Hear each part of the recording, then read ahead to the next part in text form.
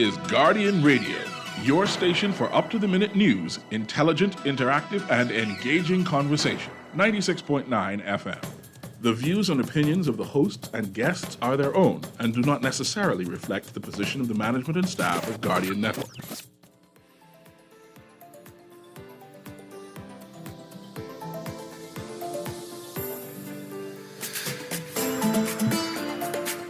Good morning and welcome to Guardian Radio AM. Today is November 23rd and it's actually a Wednesday, a day before Thanksgiving, where we give thanks for the people who come and kill all the Indians. No, we give thanks for men being chivalrous and buying desperate young ladies Thanksgiving dinner plates. Yes, so that's what I'm thankful for. And we're also thankful today that we just don't depend on the chivalry of men for the rights for women. Good. Thank you, And Aaron. so that's what we're going to be talking about. That's what we're going to be talking about, women's rights and the movement and everything. And today we happen to have two women who happen to be very light-skinned.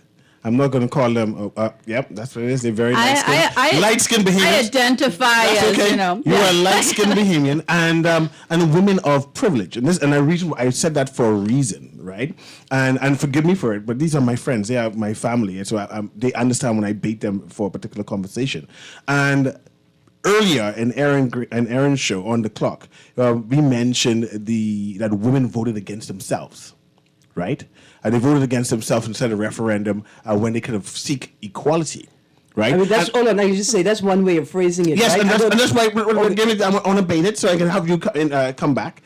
And I was saying that I necessarily don't think that is true. And the reason why I didn't say it's true, and I know Catherine put that forward, is because it was the part of the referendum is about class. And class where my friend Catherine is a woman of privilege.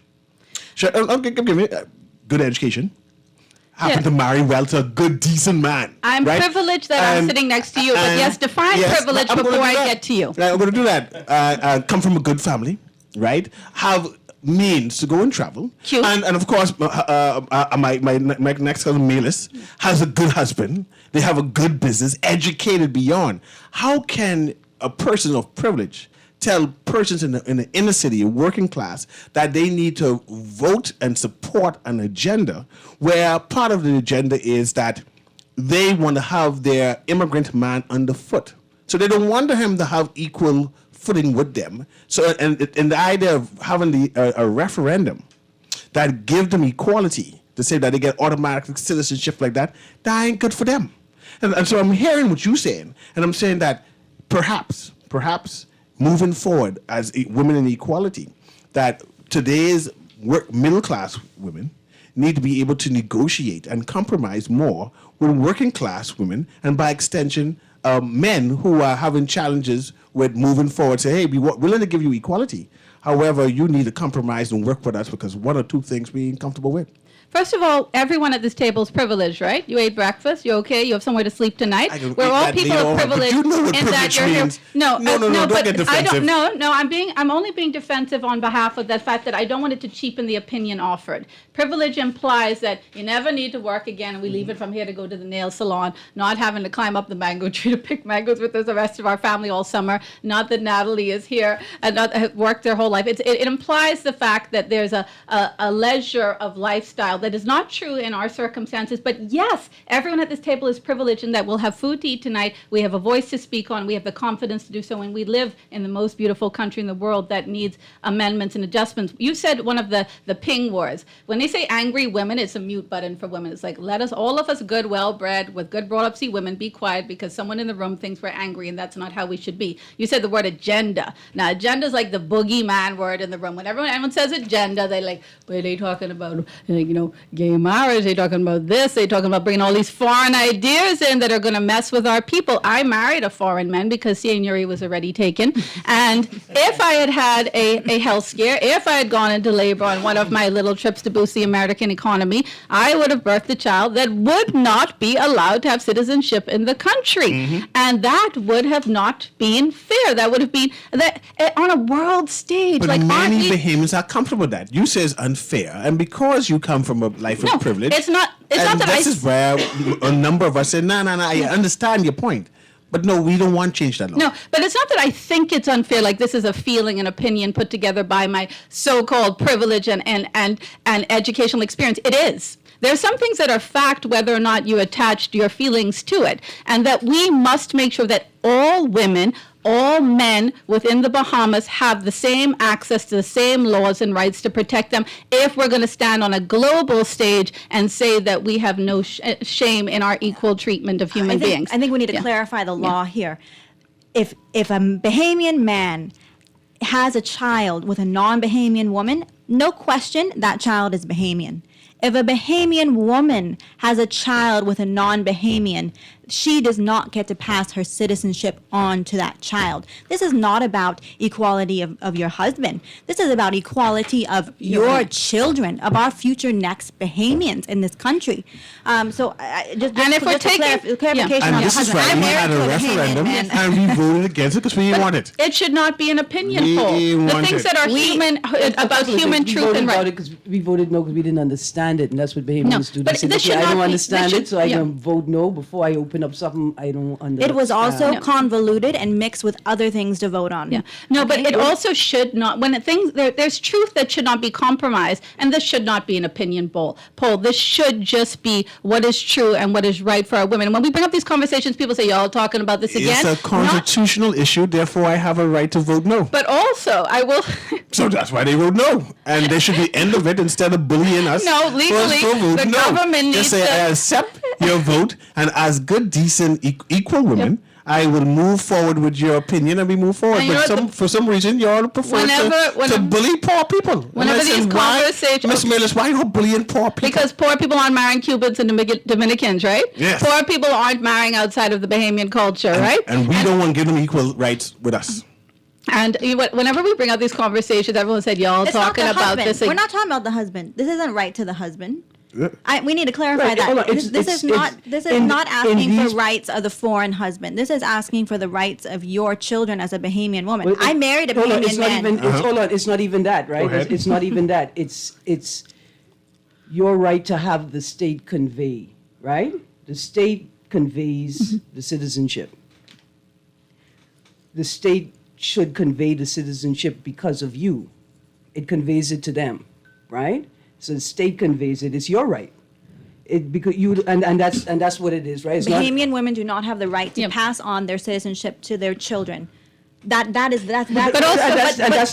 centers it right. It centers it on the woman, right? It's your right. The state should convey it because of you to them. Correct. Right? Correct. And listen, democracy is you vote, and we support the women that vote. If you do not vote, you are not upholding those women that fought for you in suffrage. So that is one way that women are not taking on that. Okay, so are not taking on that legacy That's- by okay, not voting, that's a right? Because they strong- say if it ain't broke, don't fix it, right? So a lot of women don't vote, right? Because they don't see the problem. And you're right. Many women Is don't there- see the is problem there a with that. They difference think between- it's okay that is they don't it- pass on their citizenship. is there a difference between not voting and not participating in the electoral process? That's interesting. It's Go ahead. Right?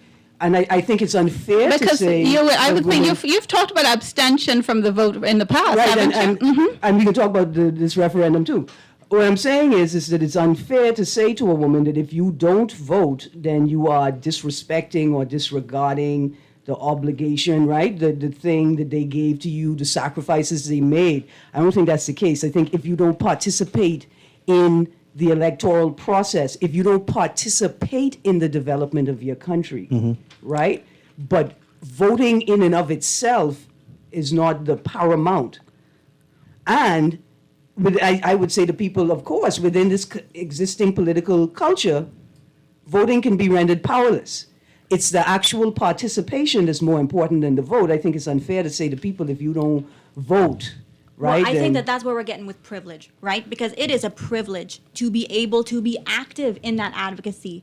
Because it takes time to be able to go and advocate, Aaron, right? That's what we're saying, right? The fact that we get to sit here this morning, the fact that I had someone watch my baby for me, my 2-month-old, You're privileged. and that I can sit here, I'm privileged. Yes. That's privilege, right?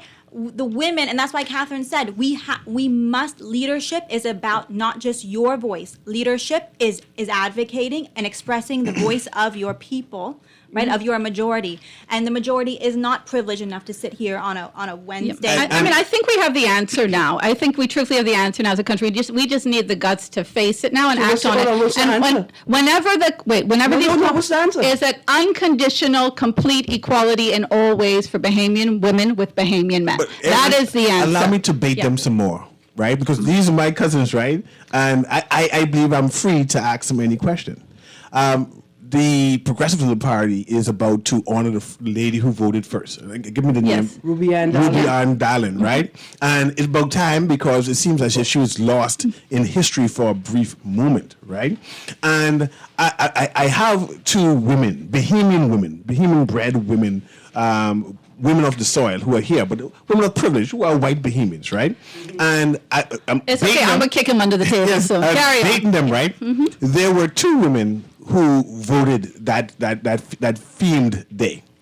There was Ruby Ann Darling, and next to her, the second person to vote on that day was a white Bahamian. Nobody knows her name, right? Nobody decided to say, hey, let me see who her family. Was that her? I'm not sure I who think the it woman was. is, right? And now the Progressive Liberal Party, rightly so, because I don't want to diminish their honor of Ruby Ann Darling, but surely we have first and second persons voting, and we have a white Bahamian community. Surely that you should be doing something or reminding them, hey, there's more than Ruby there. You know, they just happen to agree to let Ruby go first, right? But we should be included in the narrative. I just want to know what is white Who's the Bahamians- second man who landed on the moon, CA? Who was the second man who landed on the moon? Nobody went on the moon. Where you going to get that started? One of the Explorer Club members did. But my point is, right? Yeah, what's your point? You're supposed to be a part, continuing the narrative of strong Bahamian women developing the country, and I'm suggesting that particularly white Bahamian women have negated their responsibility of joining and pushing forward the agenda of equality as much as they should. Actually, this came up in the documentary, and I thought it was it was a brilliant point, because a lady, Mrs. Stevenson, who was married to a black Bahamian man at the time, and she was married to a black Bahamian at the time when you couldn't go to restaurants together, you couldn't shop in the same places. She had a unique experience, so she was part of the suffragette movement because her intimate life was impacted. And I think I touched on this the other day. She came out of a meeting once and saw a Conky Joe woman on the street and said, "Aren't you interested? Don't you care?" And the lady basically said, "I'm comfortable. It doesn't impact me." Well, and she said, "Where is your public feeling? Where is your sentiment?" So as you continue to circle back to privilege, we'll say that anyone of any hue, and I'll let you go on with your little white privilege, all what you need to do. So Anyone of any hue across the board that has a voice they can speak with needs to. Catherine, let me go on with it for a second, because what I would argue is that it appears as if over the last few decades that phenotypically white Bahamian, right? Yes. Like all the people we say are white Bahamians because they're not black Bahamians, right? That they have decided that they have enough money, that they are sufficiently privileged to not have to participate in politics.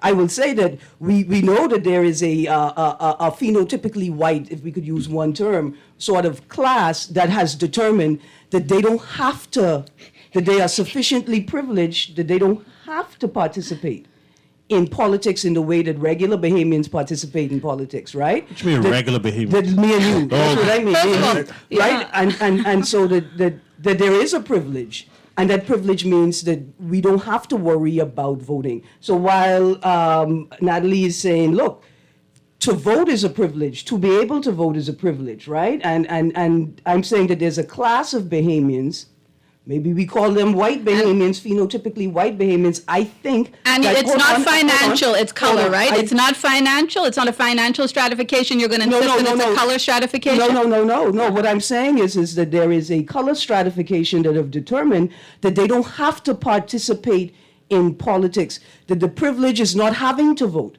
The privilege is being able to vote with my money. And what I want to ask in terms of the gender conversation is, has that attitude become a detriment to white Bahamian women, Greek Bahamian women, non-black Bahamian women, upper-class Bahamian women, upper-middle-class Bahamian women? This idea that privilege means you don't have to vote, you could vote with your money. And where does that leave people who are presumed to be privileged but have no money. I will say, and yeah. women in particular, because I know plenty women who are perceived to be rich because they are phenotypically white, and women who are rich and are white who have actually suffered in silence, isolated from the wider community and their own communities, experiencing domestic violence and intimate partner violence. Aaron, you're talking. One of your questions that you asked was, how can we come together, right? How can all of these different groups come together? And I think that this is our problem. Why does it always come back? Why are we talking about? Why are we back here? I can tell you why. Right. Because, Yeah. hold on, because Bahamian women would have, let's go to the referendum. Here's why we have to ask the question, can we find common ground? Yeah. In the referendum, the government wanted to create constitutional equality between men and women. They said it 17,000 times. That's all they wanted to do. But to do that, to achieve that, they had to give some rights to gay people and non-traditional people. Well, women, along with men, said no. Okay. They said, We don't want to give them that's, no rights either. hold on, if that's what's required That's not fair. to Before create constitutional equality between men and women, then we ain't No. Different for it. subjects, And again, different That's issues. exactly what Bahamian women said, But- and which led me to the question, can women find common ground? Because I argued that if women could find that common ground, this Yeah. call, I'm so sorry, Poor but Ian. Ian this is like, why you conversation- invite me? No, Yeah. swing it the other way, the next one. So you want this one and we'll trade? No, that's you, Cecil. They're two First, they're well, two different things, and that's Yeah. the problem. Yeah. We have to stop lumping all these together. They are different. You know, CA's favorite word is monolith, right? White women are not a monolith, and Aaron, everyone has women- a women mix here, across and the we board- will not go into the 23 Women and me. across the board are not a One moment, monolith, 'cause but we they keep- refuse to come together No. to achieve the goals of women. We No, keep but- saying but the you white can't word just say though. the goals And- of women. That's the problem. The goals of women. My goals as a woman is different from Catherine's goals as a woman. And we need to talk about Yeah. specific And also, these are- specific issues. But Right, Natalie, right to a life free of violence. I Natalie, mean, that's you what can't- the, you that's can't what the just group- 25th is you can't about, group it all eradicating together. violence against women. But Natalie, isn't it human rights we're talking about? That's Aren't exactly we talking it. about not? We keep saying women's right, white right. This is not a Exactly. monolith, except that No, this we- is but we- no, humankind's rights that we are hold on, fighting we for. specifically But talking about the 25th, the day to eradicate violence against women, and the 60th anniversary Yes, of let's women's talk about suffrage. that, Erin. That's what we're talking about. okay, That's the point. But I will not No, take but away hold on, from but that's what we're talking about. But what we're talking about is, after 60 years, right, of getting the right to vote, can women find common ground sufficiently to push forward any agenda, even if that agenda is every woman deserves a right to a life free of violence? Quickly, I think that we have to let Ian talk. I don't know. I But- mean, you but could one say of you the don't want to things. answer the question. No, but I Yes, want I can tell Ian he No, can but talk. let See, me- I didn't even give him the No, mic. no, but I want to say is that I won't go into the 23 and me that makes every hue in this country up, including yours, Aaron. I love to know your family DNA and background, but there's no one white like there's no one black, okay? But we're not going to go into that because it cheapens the conversation.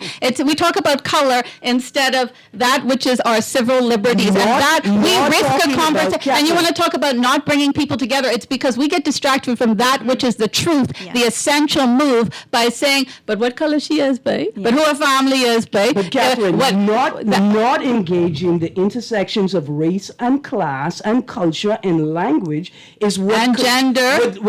is what Yeah. leaves us moving forward, and then realizing 10 minutes later that everybody ain't on the train. But what I will say, color aside, is growth does not happen in your comfort zone. So anyone too comfortable can be lazy. You don't have to move. Why are you going to come out of it? But I think that it has a lot of financial privilege that is not just color indicative, okay? There's plenty of poor white people out there as well. And so but also that not all moves are necessarily. They're treated a bit differently also. Just one second, then I'm going to be quiet and let you speak for the rest of it. But not all, but I was saying not all moves have to happen in a political role or segment. There's a lot of ways that we can come together as women without having to get yourself a seat in parliament. But having a voice, I think for those that are able, having a voice is not an option. It is essential if you want to call yourself a Bahamian human being. Go ahead, Ian.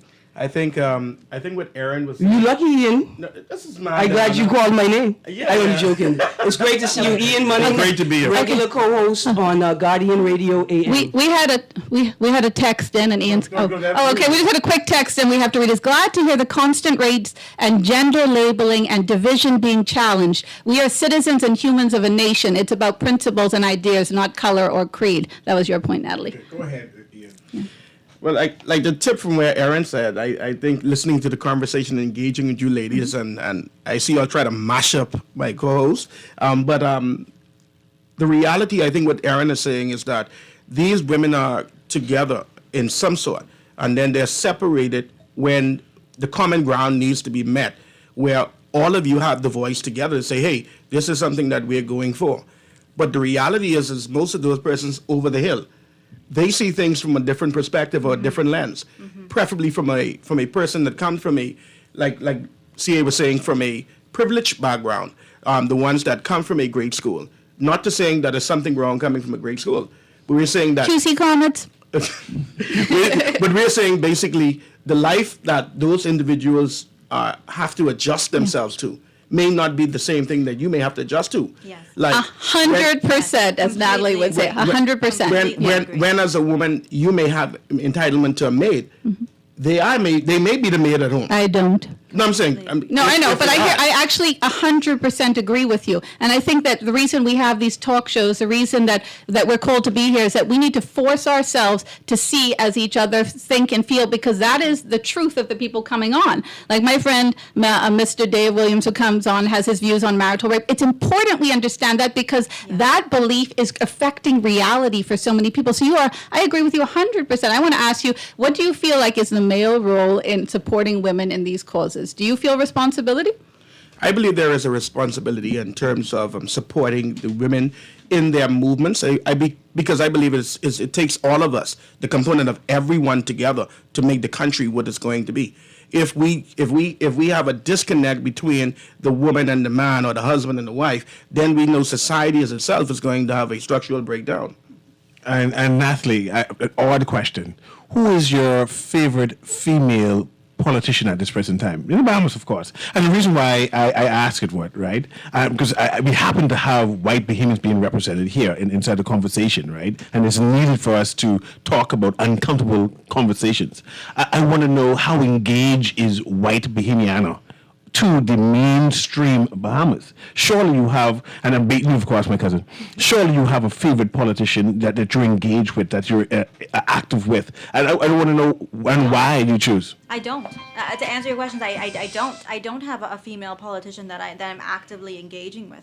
I think that today, coming on this radio, my responsibility is not necessarily first to engage with my politician, is to engage with who am I speaking on behalf of.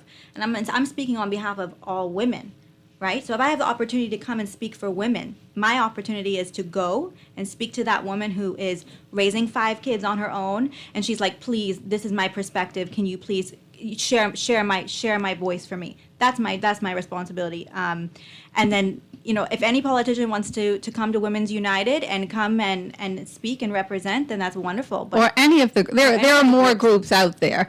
Yes, of any of the groups. And I think that earlier Aaron asked you, how do female scientists, and I know you said you're not a scientist, affect the beliefs or laws about sharks in that instance. But it's a fact that there is a different empathy there. And your role is to be empathetic to fishermen on docks, as you say, that understanding that is essential to the work that you do. And this is the same as speaking on behalf of anyone, to understand that, of course, we don't all see through the same lens, but truth is truth, justice is justice, and nothing can change that. No opinion and no standing.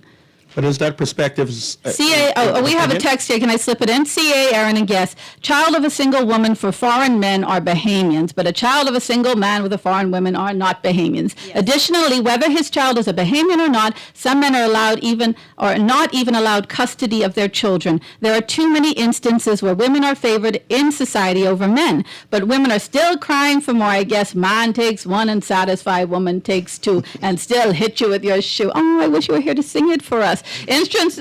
Yeah, go ahead. I want Aaron answer that. I was going to say, interestingly enough, all of like the Christian biblical side, and I identify as Christian in the country, will say, get married, sit down, be fruitful. But we're saying, if you marry, just be prepared to give up your rights. Just be prepared that you won't be equal. Just so you know, we're trying to sell a Christian lifestyle here, but just saying you'll be punished for it. Carry on, Aaron. No, the question I have is going straight back to race and class, right? What are Bahamian women doing with the resources that they do have, right? So if it's our job to speak to the needs of the most vulnerable women, right? If it's our job to put race and class aside and engage where help is needed most, what are women doing with their resources and with their money to aid, to help, to provide resources and solutions for other women? Where are the shelters? The more than 2-room shelters? Where are the properly functioning shelters? Where are the temporary work programs, right? Where are the emergency transportation programs and transportation for elderly women and young women and girls? And we know that women have the resources, right? We know that women have the influence and the affluence. We know that women have the organizational capacity, given the number of women's organizations, whether they are just local or they are connected to regional international bodies. We know that women have the capacity to actually solve the vast majority of the problems and issues that they face. Where is the money and the resources, and why does it never show up when the commitment is announced, right? Like, we always announce our commitment to these things, but the money and the resources never show up. Is it a matter of class and race separating us? Definitely. Right? Or is it just that women in those particular classes are focused on their particular agendas? I would go as far to say that Bahamian women are feeling themselves because there are more women's group than men group, right? One would assume there would be more institutions supporting women, but clearly that is lacking. You mentioned the resources of women who are being abused. Where can they go to live in the meantime? Resources in terms of supporting women in small business and right. Things like that is clearly lacking, especially with women being the majority of the voters, women being the majority in terms of numbers, women being the majority in terms of positions. And we see that something is wrong. And so I go and said, in terms of equality, in the pursuit of equality in the Bahamas, are Bahamian women living up to what was mandated to them years ago? Right. And I don't necessarily think that's so. And I will argue that I think that they've attempted to resolve some issues, but we're stuck in this model of solving problems with money. I think it comes from the political class, right? And it comes from those most, I would say, agency, right? Those who have the most agency to solve problems with money. But I think for women in particular, what we see that solving problems with money is not sustainable, right? Like, as a cultural thing, it's not sustainable, that approach, and many women get left out with no support, with no protection, simply because they don't have the money. They don't have the money to get to leave. You know, he hit you once, just leave. Well, leave and go where? How am I supposed to leave if I don't have a car? Where do I go, right? Like, exactly. But because we've been solving problems with money instead of well, I will say that money solves a lot of problems, but the answer is that the nucleus of civilization is the family. Everything we're talking about here is a family problem. It's not government, it's not political, it's anything else. It's that the ills of the family and the sicknesses within the family units are being treated at a later date. I have spent since I was 22 and getting back to the Bahamas, I spent the last few decades working with the children's homes of the Bahamas, and because I feel like the answer is in taking care of our children. As Nelson Mandela said, the true revelation of a society's soul is the manner in which we treat our children. We need to be raising these children, and women are so important because, like it or lump it or deny it or otherwise, the women still are the most important thing to pillaring up, backboning up a home. That does not mean a single father cannot do an admirable job in fighting on a home protein loan if they need to. But a healthy family unit goes a long way if it has a woman there that is safely supported by society. society. The answer to the answer to needs with the elderly, the teenage youth, the disenfranchised, the women that need care and shelter, are mentally ill, all lie within the family, because the family is not able, because of poverty, because of means, because of violent cycles, to answer these needs. We're being asked, especially in our nonprofit world, because the government can't answer everything through social services, is to meet these needs. Natalie has been involved in nonprofits in many ways. We all have families that do things like Over the Hill, Lewis Street, with Valentino Brown, Scrooge. We have dear family friends that have supported them for decades. I met and liked my husband because he was doing Fox Hill Run, taking groceries to widows that were homebound, and that's what I found attractive about him, not just his chest. And I think the fact that, does money answer the problems? Of course it does. I'm going to do my plug. Ramfley now is trying to put a transitional home in so the kids, when they hit 18, don't go straight onto the streets, because anyone who's a parent knows you don't stop parenting at 18. We've built one home that is up and one structure is up and going. Catherine, stick up in. No, pause, yeah. stick up in. So Ranfley is doing that. That's a great initiative, right? Who else is doing it? I'm still talking. Yeah. Ranfley's doing this, a great initiative, right? You're in need at 18 is not the end of childhood, right? Why are we focusing on charitable support as opposed to structural reform? It's great that you guys are doing that, but why are the people who are supporting the Ranfley home focused on the government and demanding that as a part of their housing strategy that they have solutions for children who are orphaned and have to matriculate into independence? That shouldn't be a thing that we beg for every year for monies to help the little children become adults. The government has an obligation to ensure that there are housing options available for young people who had no parents to raise them and have no parents to support them. I think we're missing the big point. I think the big point is that, like CA would have mentioned, the numbers. There are more women than there are males.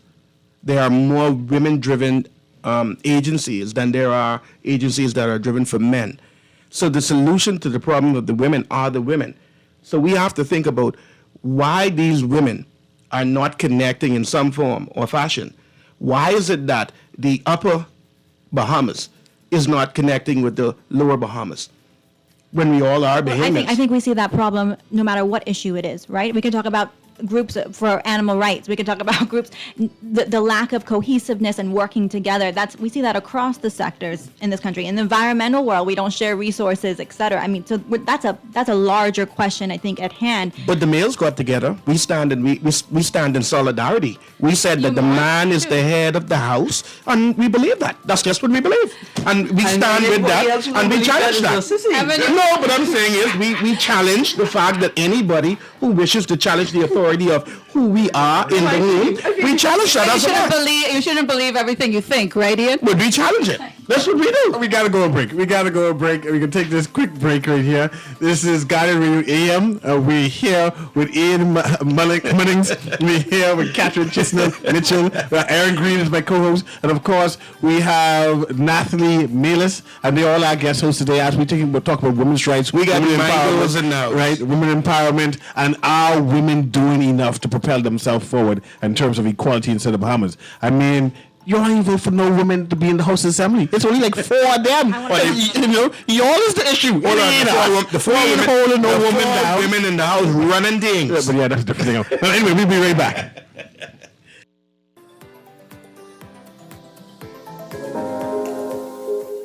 Love the show? Want to give your support? Become a sponsor today. Call 302-2300 for our rates and packages. That's 302-2300. Become a sponsor on Guardian Radio 96.9 FM. Fresh news, smart talk, all day.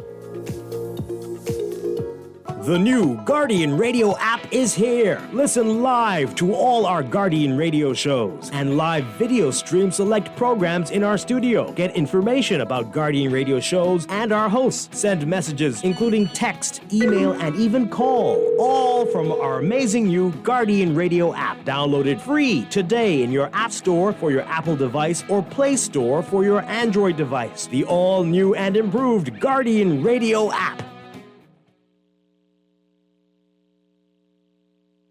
Always on the go? Missed the show? You can now listen to Guardian Radio talk shows anytime, anywhere on Spotify and YouTube by searching Guardian Radio 96.9 FM or by entering the name of your favorite show. You can also listen by logging on to GuardianTalkRadio.com and clicking on the podcast tab. Guardian Radio, continuing to provide you with fresh news and smart talk anywhere, anytime, all day. 1 in every 4 people in the Bahamas face some level of food insecurity. Through our annual Feed 5,000 program, AML Foods remains steadfast in our commitment to help those struggling with hunger and will donate $5,000 to provide holiday meals to families this Christmas. But we need your help. From November 14th to December 19th, show your support and donate at the register at any Solomon's, Costrite, Solomon's Fresh Market, Exuma Markets, or Domino's locations in New Providence, Grand Bahama, and Exuma. Together, let's put an end to hunger. This is Guardian Radio 96.9 FM. Fresh news, smart talk, all day.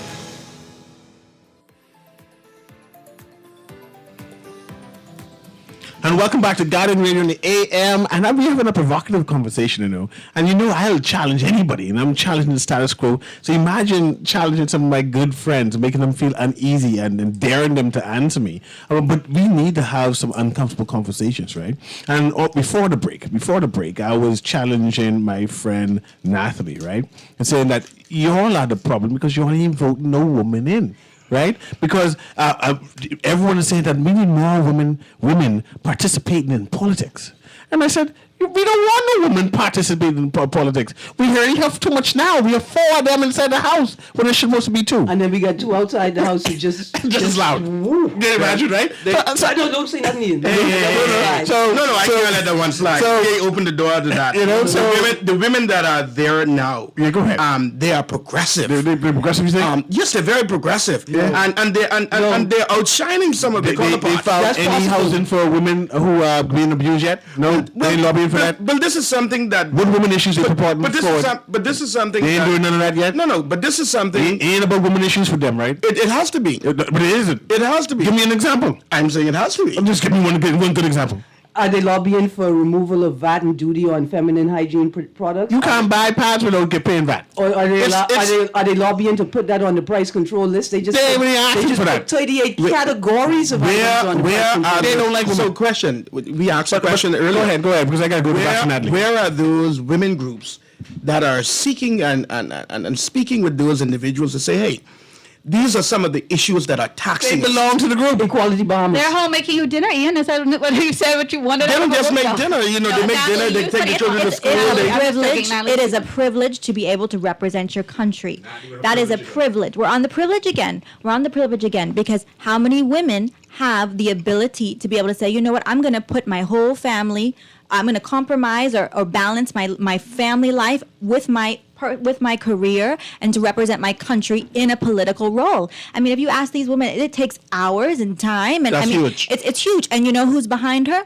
A good supporting husband. You need a good supporting husband to be able to do that. The guys rock. It matters not to me. Okay. It matters not to me if you are still furthering the same oppressive agenda that oppresses both men and women. It don't matter to me that you're a woman and you're privileged and you're giving up your time at home. If you're only going there to further the aims of an oppressive government or... Are the women agitating for change? Are the women agitating to those women that now that you are in the forefront, because they are in the forefront, you have the women that are there, and we can call some of the names.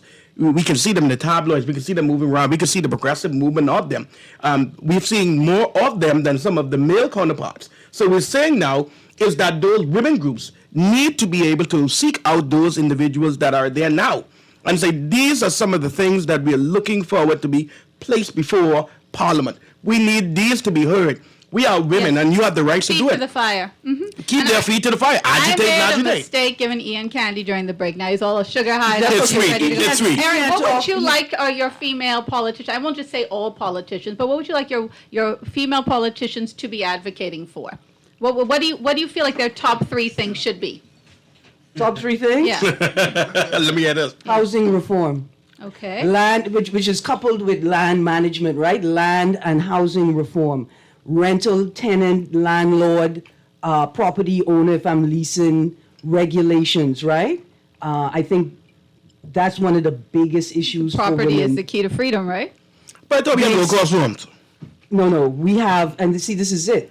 That's exactly it. You would have thought that people were lobbying on, you would have thought they were lobbying on behalf of poor people, especially poor women who have to figure out how to house these children after the daddy gone and he have to take care of two household, right? But no, that's not what low-cost housing means. What low-cost housing means is that we couldn't convince the banks to offer mortgages at rates that were viable or accessible by the average Bahamian. So we created the Bahamas Mortgage Corporation so the government could offer them a mortgage that they could afford. But it ain't a mortgage that they could afford. It's actually terms that they could live with, right? So they basically paying the same amount of money for the house, but they can qualify with lower credentials and they have maybe a longer amount of time to pay it back. That's it. It's nothing really helpful about it considering it's happening in your own country. Your government couldn't figure out how to make housing more accessible to you. So housing, right? We got a major housing problem, too many unhoused people, right? Then we got a policing problem where women are just unsafe. Women, girls, and boys are just unsafe. And they're vulnerable to sexual violence. Next thing we got to do, we got to focus on this rape culture. And talk to women in the House of Assembly, both the lower house and the upper house. How are you disrupting rape culture in politics, in the halls of power, when we have some of the most prolific political, you can't see my quotation mark, figures and politically exposed figures with nicknames. Can you define rape culture? Can you flesh it out a little bit? What do you mean when you say that? What do you mean when you say rape culture? What do you mean? Catherine, you don't know what rape culture means? I don't know if we have enough time to define what rape culture. I would also want to know. Let me finish speaking, please. Okay. I don't think we have enough time to define rape culture in this moment, and I think that asking for it was simply disruptive. And perhaps you could have been helpful to women by not demanding that I define rape culture, but by expanding the conversation with your understanding of rape culture. I would be thrilled to do so. It's one of the questions that's put to me a lot as I talk about, again, the amendments to the marital rape bill and the fact that this is a violence that is universally experienced and doesn't hit class or financial bracket. But I think it's one of the questions that's put to me a lot. So as someone who's of experience that has been in the battleground for so long, I was hoping you could help me break it down so I could answer it better, Aaron. That's cool. We get 9 minutes. We don't have enough time for that. What I'm saying is for the purpose of the I wanted to ask Nathalie, because you mentioned rape culture, right? As a young, attractive Bahamian lady, right? Does she feel safe traversing Bahamian streets? And then you can continue with the rape culture that we need to rectify here. I mean, do you feel comfortable? I will tell you, I feel more comfortable here than I ever did in the States. At Wayne University, I will tell you that. I mean, anyone's sexy in the Bahamas. I was never made to feel more sexy when I was like 75 months pregnant in a Kelly's parking lot. So I don't think being particularly attractive makes you more danger in this country. I will say my definition of rape culture is the fact that it is socially acceptance that a certain level of violence towards women is simply is taken as a matter of relationship fodder. It's what happens when you're in an intimate relationship with people, and that it's just said that this is what occurs, especially it occurs within marriage, and therefore it cannot be legislated against, and the Christian view would come into that. And I think that us making sure that women are safe no matter what their status, marital or otherwise, is essential to preventing a proliferation of our rape culture. Let me tell you what rape culture is. Rape culture is a country where you have the third highest stats on rape in the region, right? 1 out of every 3 women experience rape. Mm-hmm. But you also have people in the highest levels of judiciary that have names like Drop Your Pants. That's what rape culture is. Hold on, pause. That's what rape culture is. Rape culture is why when you can't figure out why you can't resolve rape, why you can't resolve extreme instances of sexual violence, why you can't resolve incest, why you can't resolve sexual harassment in the workplace, why you can't resolve sexual harassment in schools. Hold on. Why you can't convince security guards that they shouldn't be cutting up with the children they're supposed to be securing. Why you can't convince bus drivers that they shouldn't be attempting to develop relationships with the students in uniforms that they're taking home from school. Which is why you can't convince police officers that they shouldn't turn around in a car and slap a girl in her face because she's been accused of being sexually active by someone. Let's get serious about what rape culture is. Rape culture is that you have some of the most privileged, richest women in this town locked away in their homes, being beaten and raped by their husbands, right? Because money talks. But it's also men who are continually being molested by women. Yes. They are not allowed to have boundaries because if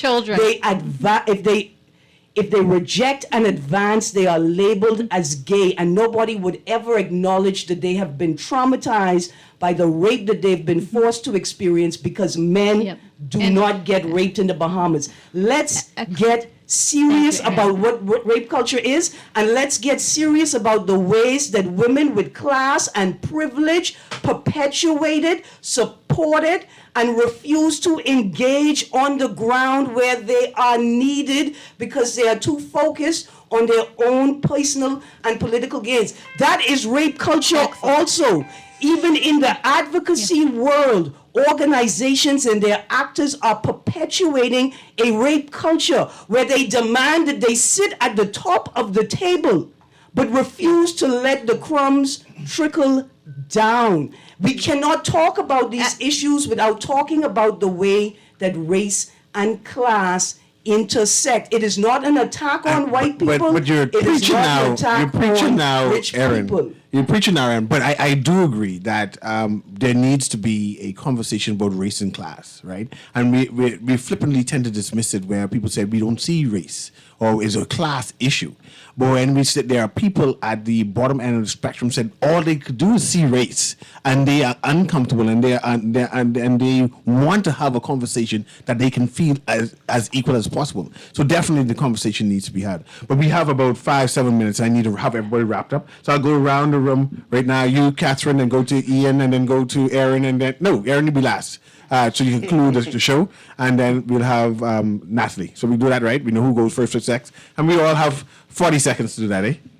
Excellent, Aaron. Thank you. I feel like that needed to be said, recorded, so I could listen back to it. I say it all the time. You don't watch nothing. No, I know, but excellent and thank you. And yes, even like the smallest thing is going to get your car license. You know, if you smile at the man, it's going to happen in 5 minutes. If you don't smile back, you're going to be difficult and put at the back of the line. Those are the kind of things that are unhealthy and toxic within. But we're talking about the serious protection. And thank you for saying boys, girls and boys. We're protecting our futures here, our children and our grandchildren to come. You spoke so excellently, and I again thank you for all of the things you do to speak on behalf of humankind, not just women in our country. Go ahead, Ian. I'm of the belief that the women ought to find a common ground which they can work with, advocate for those changes, agitate those persons responsible or who are in position to make the changes, to create an environment that they would consider a pleasant one for them. It isn't a matter of if it's a male or it's a female. It's a matter of if you're depriving somebody from their natural being as being a citizen or being a human being. That's just my 5 cents. Absolutely. You hit it right on the head. This is a humanitarian issue. This is not should women speak up. This is humans, our communities, our men and our women speak up about these are perils that are happening to our communities. This is all of our voice, men and women. Okay, Aaron, go ahead. That's why I can wrap up.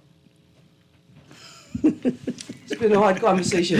I just want to remind you all that we've been talking about the International Day to End Violence Against Women and the 60th anniversary of women's suffrage in the Bahamas. That's it. So I'll conclude my own show, right? I enjoyed the conversation, and the reason why I prick my two cousins here, right, is because I believe in having uncomfortable conversations, right?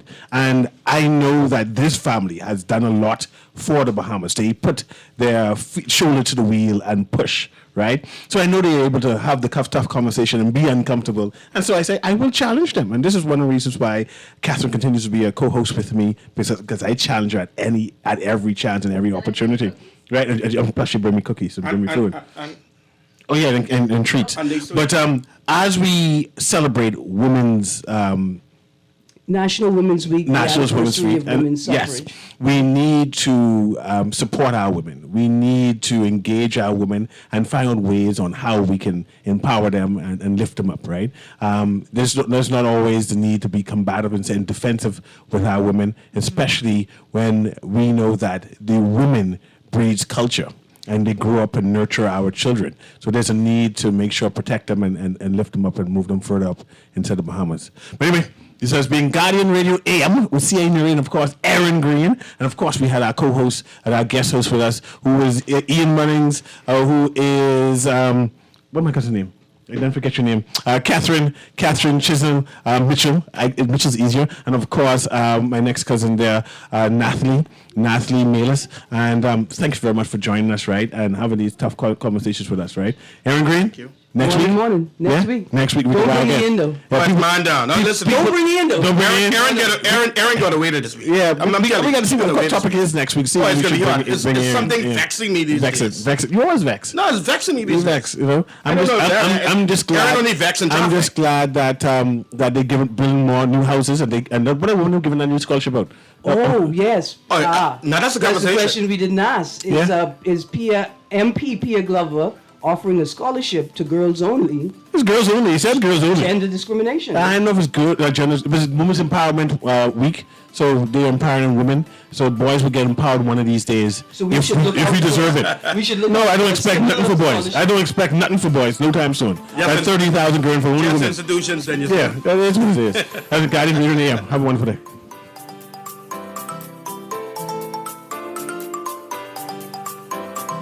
This is Guardian Radio 96.9 FM, Nassau, Bahamas.